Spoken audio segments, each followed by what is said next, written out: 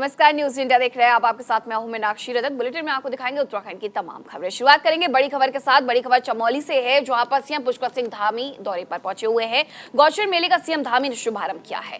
कोटगी क्षेत्र का भी सीएम धामी ने दौरा किया है। नर्सिंग कॉलेज का भी भूमि पूजन और शिलान्यास किया है। इस वक्त की बड़ी खबर आपको चमोली से बता रहे हैं, जहां खुद मुख्यमंत्री पुष्कर सिंह धामी दौरे पर पहुंचे हुए हैं। गौचर मेले का सीएम धामी ने यहां पर शुभारंभ किया है। कोटगी क्षेत्र का भी सीएम धामी ने दौरा किया है।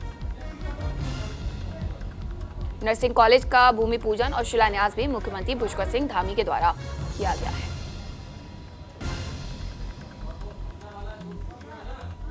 एक जो मिथक था कि एक बार इस पार्टी की सरकार बनती है, एक बार उस पार्टी की सरकार बनती है, वो मिथक आप सब लोगों ने तोड़ दिया, नया इतिहास बना दिया। इसके लिए भी मैं आपको धन्यवाद करना चाहता हूं। मैं आपको विश्वास दिलाना चाहता हूं कि हम लोगों ने जो भी संकल्प लिए हैं, वो सारे संकल्पों को हम आगे बढ़ाएंगे।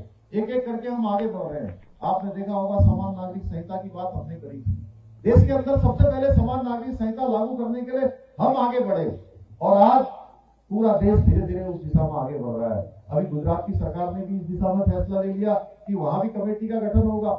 हिमाचल में अभी वहां भी लोगों ने यह संकल्प ले लिया कि चुनाव के बाद, परिणाम आने के बाद हिमाचल के अंदर भी इसी प्रकार का जो समान नागरिक संहिता को लेकर कानून बनने वाला है, उस दिशा में हिमाचल की सरकार भी आगे बढ़ेगी। भाइयों बहनों, जहां आज मातृशक्ति का बहुत बड़ा योगदान रहा है हमारे राज्य को बनाने में, एक जो मिथक था कि एक बार इस पार्टी की सरकार बनती है। चमोली से सहयोगी पुष्कर जुड़ गए हैं। पुष्कर, मुख्यमंत्री पुष्कर सिंह धामी का ये चमोली दौरा कितना खास?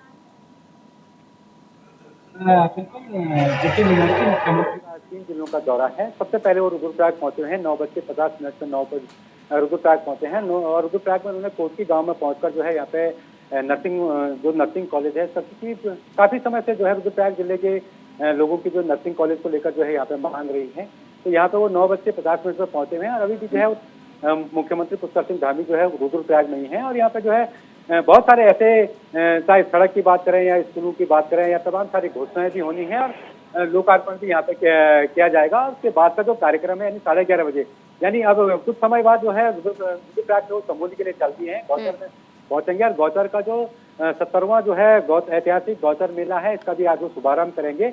तो कहीं ना कहीं पुष्कर सिंह धामी का जो लगातार जो है जनपदों का दौरा जो है लगातार है और इसके बाद गौचर मेले का जब उद्घाटन होने के बाद जो है 1 घंटे का कार्यक्रम उनका जनपद चमोली का है और उसके बाद का जो कार्यक्रम है पिथौरागढ़ जाएंगे, क्योंकि आज ही के दिन जो है पिथौरागढ़ जौल जीती जो मेला है, इसका भी उद्घाटन यहाँ पे होना है।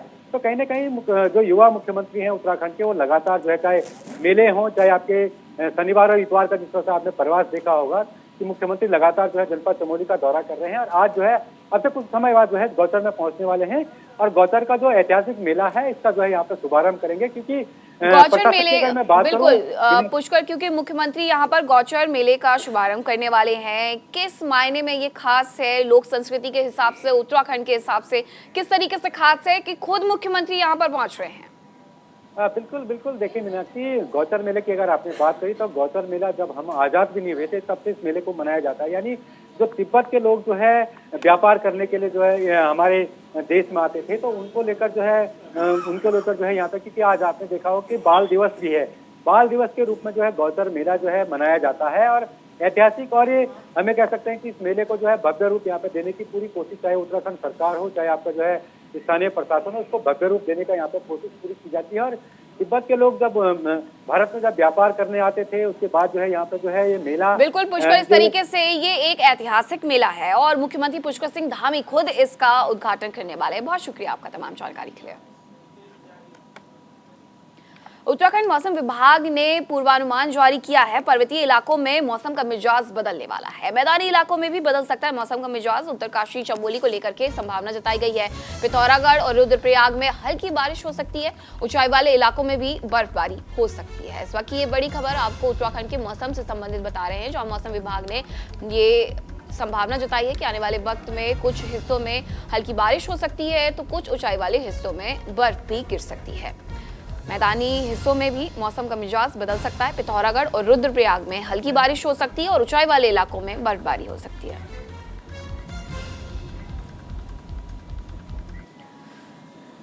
अधिक जानकारी के साथ मेरे सहयोगी हितेश जुड़ गए हैं। हितेश, मौसम विभाग के द्वारा ये जो जानकारी साझा की गई है, ये आने वाले कितने दिनों के लिए साझा की गई है और ऐसे कौन से जिले चिन्हित किए गए हैं जहां बर्फबारी हो सकती है? मौसम विभाग ने अपना पूर्वानुमान जता दिया है और उसमें चमोली, पिथौरागढ़ और चंपावती 3 जिले से जहां पर तेज बर्फबारी वहां पर हो रही है। और उसी के लिहाज से, क्योंकि मौसम ने उत्तराखंड की राजधानी देहरादून में भी अपना मिजाज बदल दिया है इसी देखते हुए, क्योंकि अगर तेज बारिश होती है, तेज बर्फबारी पर्वतीय क्षेत्रों में होती है तो उससे उत्तर भारत की ठंड बढ़ सकती है, दिल्ली में भी ज्यादा ठंड देखने को मिल सकती है। उसी के लिहाज से उत्तराखंड के अंदर जिस तरीके से मौसम विभाग ने अपना अनुमान जारी किया है, तो उसी के हिसाब से उत्तराखंड के जो पर्वतीय क्षेत्र है वहां पर भी एनडीए की जो टीम है अतिरिक्त भार वहां पर लगा दिया गया है। जी ठीक है हितेश, आप हमारे साथ बने रहे, आगे भी आपसे जानकारी लेंगे। खबर हरिद्वार से, जहां कुश्ती का महाकुंभ शुरू हो गया है। कुश्ती के महाकुंभ में देश के कोने कोने से आए खिलाड़ी अपना जलवा बिखेर रहे हैं। कुश्ती प्रतियोगिता में उत्तराखंड के कुश्ती खिलाड़ियों को भी बड़ा मौका मिलने जा रहा है। इसमें प्रतिभाग करके उत्तराखंड के कुश्ती के खिलाड़ी राज्य स्तर पर अपना नाम रोशन करेंगे। मुख्य अतिथि सांसद भारतीय कुश्ती संघ के राष्ट्रीय अध्यक्ष ब्रजभूषण शरण सिंह का कहना है कि पिछले ओलंपिक खेल में कुश्ती में हम 2 मेडल लेकर के आए थे, हमें 4 मेडल लाने की उम्मीद थी। खेल का एक पैमाना होता है कि आपके खिलाड़ी कितने मेडल ला रहे हैं। अभी हमारी जूनियर टीम ने विश्व में काफी मेडल हासिल किए हैं और इसमें बड़ा योगदान लड़कियों का रहा है। विश्व में हमारी लड़कियां दूसरे नंबर पर है, इसमें भारत सरकार का भी बहुत बड़ा योगदान है।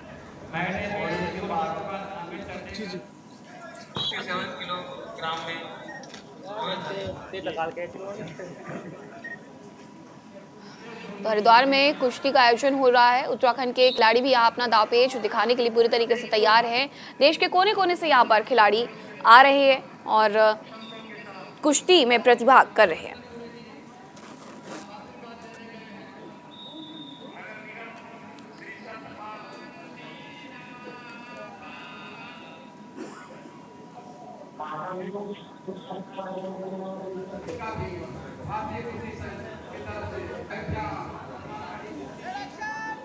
कुश्ती का महाकुंभ हरिद्वार में शुरू हो गया, जहां देश के कोने कोने से खिलाड़ी पहुंच रहे हैं और अपने दांवपेच भी दिखा रहे हैं। उत्तराखंड के खिलाड़ी भी इसमें हैं।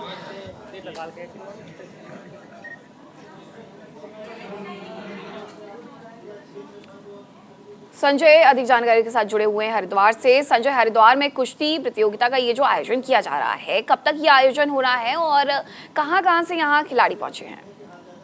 देखिए मीनाक्षी, उत्तराखंड के हरिद्वार में पहली बार एक बड़े कुश्ती का आयोजन हो रहा है। हालांकि यह आयोजन हरिद्वार के प्रेम नगर में हुआ है और यहाँ पर साधु संतों के साथ साथ जो समाज सेवी है वो भी पहुंचे हैं। और साथ ही इसके आपको बता दें, देश के तमाम राज्यों से यहाँ पर खिलाड़ी पहुंचे हैं और इस प्रतियोगिता में कहीं ना कहीं एक बड़ा मौका यहाँ खिलाड़ियों को मिल रहा है।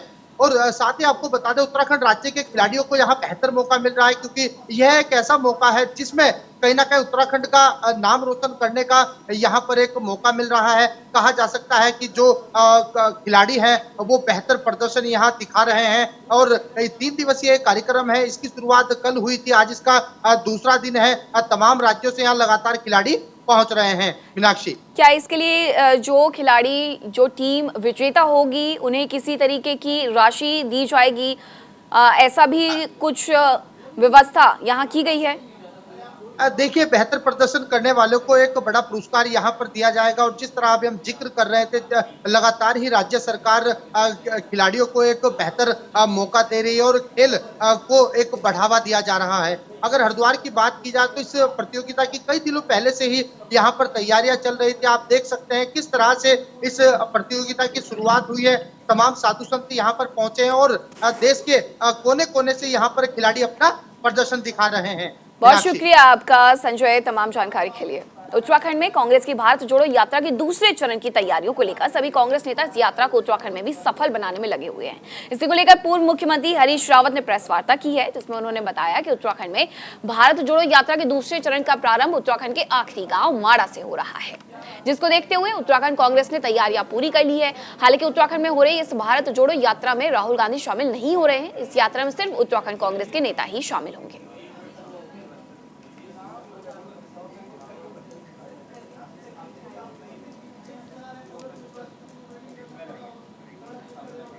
राजधानी देहरादून में कांग्रेस पार्टी के कार्यकर्ताओं ने प्रदेश की कानून व्यवस्था को लेकर विरोध प्रदर्शन किया है। कांग्रेसियों ने सरकार का पुतला फूंककर प्रदेश की धामी सरकार के खिलाफ जोरदार नारेबाजी की है। कांग्रेस पार्टी के कार्यकर्ताओं का कहना है कि चाहे अंकिता हत्याकांड का मामला हो या फिर दूसरे मामले हो, प्रदेश सरकार को हर मामले की गंभीरता से जांच करानी चाहिए। कांग्रेस कार्यकर्ताओं ने राजधानी देहरादून में युवती के फांसी लगाकर आत्महत्या करने के मामले की भी जांच की मांग की है।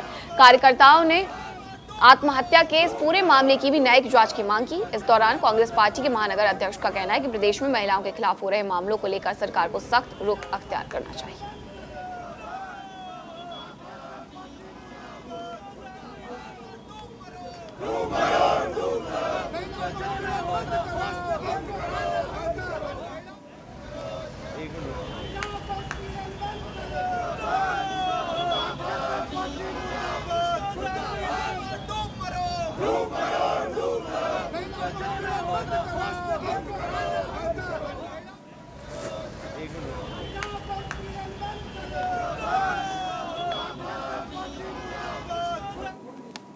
सुलेखा नाम की महिला जो रुद्रप्रयाग की रहने वाली थी, मुख्यमंत्री आवास के सर्वेंट क्वार्टर में उसने आत्महत्या करी है। हमारी मांग है कि न्यायिक मजिस्ट्रेट जांच होनी चाहिए और साथ ही साथ लॉ एंड ऑर्डर पे हम प्रश्न उठाते हैं कि जिस तरह से महिलाओं पे दिन ब दिन मामले सामने आ रहे हैं, भले वो अंकिता भंडारी को लेके हो, उसके बाद किरण को लेके हो, उसके बाद ये जो आत्महत्या का मामला है, महिलाओं पे ही इतने हमले या इतनी मामले क्यों आ रहे हैं।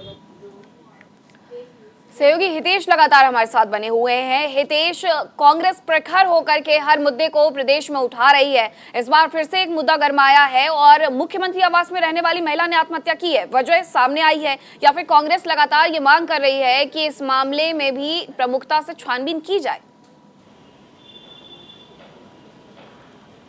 जी बिल्कुल, देखिए कानून व्यवस्था को लेकर कांग्रेस पार्टी लगातार बीजेपी सरकार के खिलाफ आंदोलन कर रही है और बीते दिनों जिस तरीके से सीएम आवास में एक सर्वेंट क्वार्टर में एक महिला ने, एक लड़की ने आत्महत्या की थी, जो कारण है वो स्पष्ट नहीं हो सके। हालांकि बताया जा रहा है कि उसकी पारिवारिक कुछ ऐसी कमियां रही हैं, पारिवारिक वजह से उस कारणों से उसने आत्महत्या की है। हालांकि जो जाँच है वो चल रही है, उसमें मुख्यमंत्री ने जाँच के आदेश दिए हैं, तो उसको लेकर लगातार कांग्रेस पार्टी बीजेपी सरकार का पुतला फूंक रही है। सड़कों पर उतरकर आंदोलन हुई पूरी मुखरता के साथ पूरे प्रदेश के अंदर कांग्रेस पार्टी सड़कों पर उतरकर आंदोलन कर रही है। तो यही वजह है कि जिस तरीके से चाहे हरीश रावत हो या फिर प्रीतम सिंह हो, वो भी लगातार बीजेपी सरकार पर हमला कर रहे हैं। हितेश, लेकिन यहाँ पर कांग्रेस की तरफ से आरोप ये भी लगाए जा रहे हैं कि अंकिता हत्याकांड हो या महिलाओं से संबंधित कोई भी अपराध हो, प्रदेश सरकार उसे दबाने की कोशिश कर रही है। जी बिल्कुल, देखिए स्वाभाविक सी बात है, जो अंकिता हत्याकांड की अगर हम बात करें तो उसमें पहले ही मुख्यमंत्री पुष्कर सिंह धामी ने एसआईटी का गठन कर दिया है। उसमें लगातार जांच चल रही है, उसमें 2 से ज़्यादा गिरफ्तारियां भी हो गई हैं और जो तथ्य हैं वो जुटाए जा रहे हैं, क्योंकि जिस तरीके से फोरेंसिक जांच के लिए जो तथ्य है वो भेजे जा चुके हैं, उसमें भी जल्द से जल्द परिणाम आना है, क्योंकि मुख्यमंत्री की जो गंभीरता है वो स्पष्ट दिखाई दे रही है, क्योंकि अंकिता हत्याकांड को लेकर धामी सरकार बहुत ज़्यादा गंभीर है। जी बहुत शुक्रिया आपका हितेश, तमाम जानकारी के लिए। वहीं चमोली में 2 साल बाद आयोजित हो रहे गौचर मेला इस बार बहुआयामी रंग में देखने को मिलेगा। जिला प्रशासन ने गौचर मेले की सभी तैयारियां पूरी कर ली है। जिलाधिकारी हिमांशु खुराना ने गौचर मेला मैदान में विभिन्न व्यवस्थाओं का निरीक्षण किया। मेला मैदान में मुख्य पंडाल, स्टॉल, प्रवेश और निकासी द्वार, वाहन पार्किंग, विद्युत, पेयजल, साफ सफाई तथा सुरक्षा व्यवस्थाओं का जायजा लेते हुए जिलाधिकारी ने सभी व्यवस्थाएं चाक चौबंद करने के निर्देश जारी किए हैं। जिलाधिकारी ने कहा कि गौचर मेले का जो इतिहास और संस्कृति है उसको धरोहर बनाकर यहाँ पर दर्शाने का प्रयास किया गया है। सभी के सहयोग से गौचर मेला अपनी बहुआयामी रंग में देखने को मिलेगा। मेले में स्थानीय और राष्ट्रीय स्तर के कलाकार सांस्कृतिक कार्यक्रमों की प्रस्तुति देंगे। साथ ही मेले के दौरान उच्च स्तरीय खेल कूद प्रतियोगिताएं भी आयोजित की जाएंगी।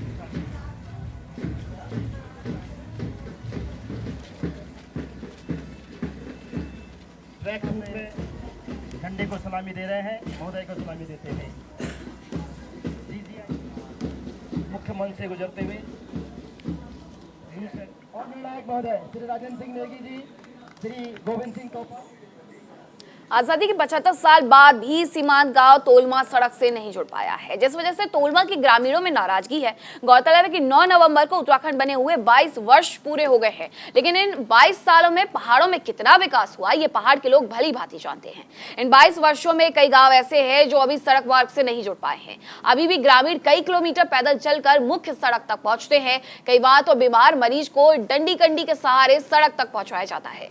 सीमांत गांव तोलमा का अभी भी सड़क से नहीं जुड़ पाना सरकार के लिए कहीं ना कहीं प्रश्न चिन्ह खड़े करता है।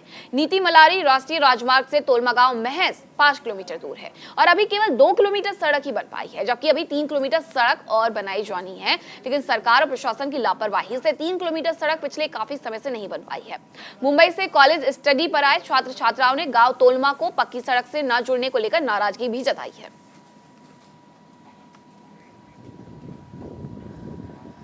25 साल में दुनिया कहाँ की कहाँ पहुँच गई है, लेकिन तोलमा का जो रोड है वो वैसे का वैसा ही है।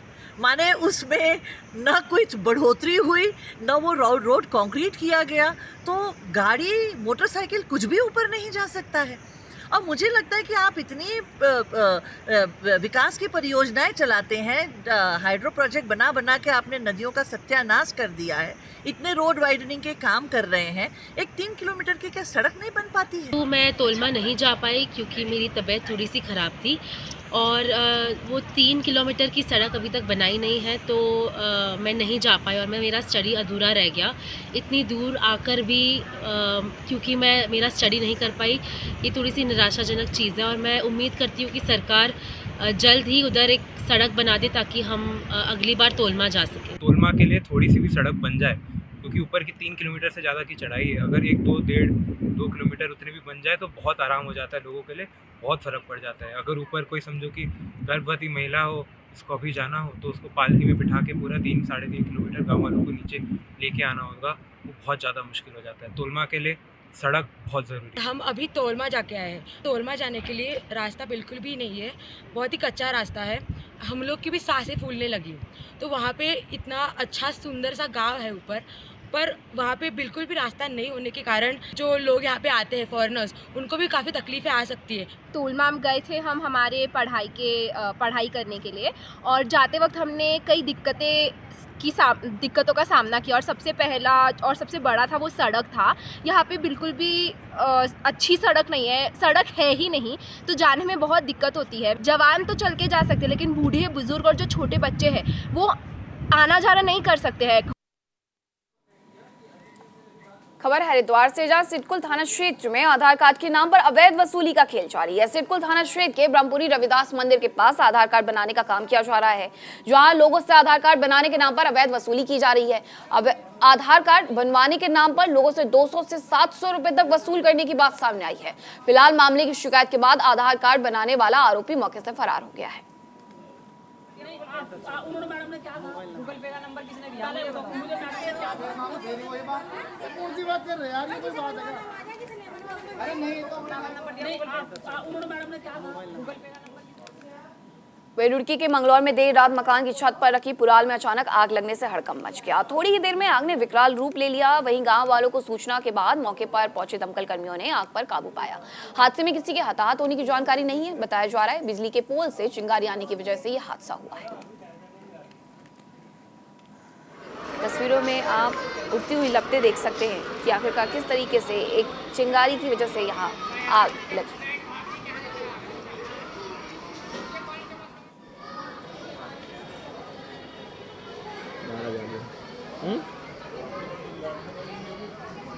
अभी तो आ रही सबकी, इनमें की तो आ रही है, अभी कहीं की तो आ रही।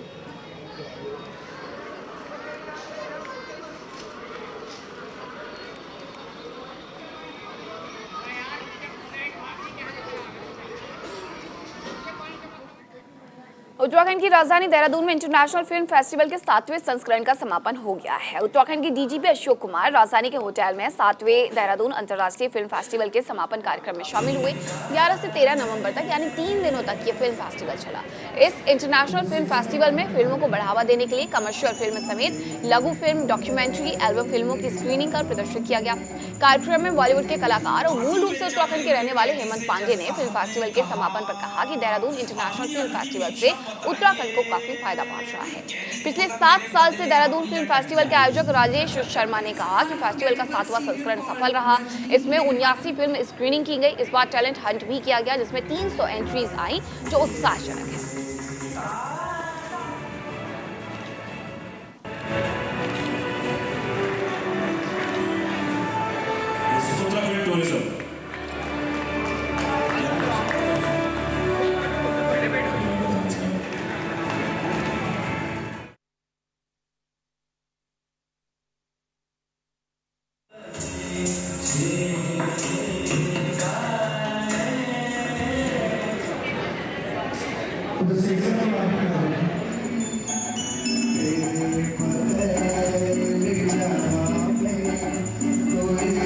फांसी पे चढ़ते हुए कैदी से जज साहब ने कहा, अपनी अंतिम इच्छा बताइए।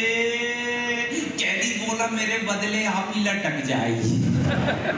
Unforgettable serial called Rajni. देखिए, मैं 2 चीज़ हमेशा ही बोलता हूँ। अगर भाग्य आपका भाग्यवान है तो फिर गुणवान लोग आपके चक्कर लगाते हैं, क्योंकि भाग्यम फलति सर्वत्र न च विद्या न च पौरुषम। लेकिन आपके भाग्य में नहीं भी है तो ईश्वर ने आपको इतना बेहतरीन कुछ दिया हुआ, मतलब ईश्वर के बाद धरती पे इंसान ही है करोड़ों लाखों जीवों में। तो हम अपने को जो चाहते हैं वो कर सकते हैं। We can create our destiny. वो शक्ति परमात्मा ने इंसान को दी है। तो बच्चों को जिनके भाग्य में नहीं भी है, मैं उनको कहूँगा कि वो ट्रेनिंग लें, क्योंकि ट्रेनिंग के बल पे जब आतंकवादी संगठन आत्मघाती बम बना दे सकते हैं, तो ट्रेनिंग के बल पे हम अच्छे कलाकार, अच्छे टेक्नीशियन, अच्छे राइटर, अच्छे डायरेक्टर बना सकते हैं। शिव तंत्र जो शूट की वो मैं आपको बता नहीं सकता उसका एक्सपीरियंस, क्योंकि उसमें मुझे केदारनाथ तक जाने का मौका मिला और तब कोविड चल रहा था। तो उस वक्त में जो मैंने वहाँ 50-100 लोगों के सिर्फ होते हुए केदारनाथ को महसूस किया और वहाँ की जितनी वाइब्रेशन है वो तो कमाल ही थी, बहुत ही कमाल। इसमें हमने अब फर्स्ट टाइम हमने इंटरेक्टिव सेशंस किए थे, जिसमें जितने डायरेक्टर्स बॉम्बे से आए थे और एक्टर्स आए थे उनका सेशन हमने सबके साथ पब्लिकली किया था। उन्होंने 1 आवर हाफ एन आवर का सेशन दिया था, जिसमें लोगों ने अपने बहुत ज़्यादा इंक्वायरीज, अपना मोटिवेशन स्पीचेस था उसमें, और जितने भी उनके अंदर प्रॉब्लम्स आती हैं उनको during the production, during the editing और ड्यूरिंग द कॉन्सेप्ट, उनके साथ उन्होंने अपना एक्सपीरियंस साझा किया कि हम लोगों ने किस तरीके से स्ट्रगल करके यहाँ तक पहुँचे कि आप हार नहीं मानेगा, क्योंकि हार के बाद ही जीत। खबरें फिलहाल रुकेंगे छोटे से ब्रेक के लिए, लेकिन आप कहीं मत जाइएगा, देखते रहिए न्यूज़ इंडिया। नमस्कार।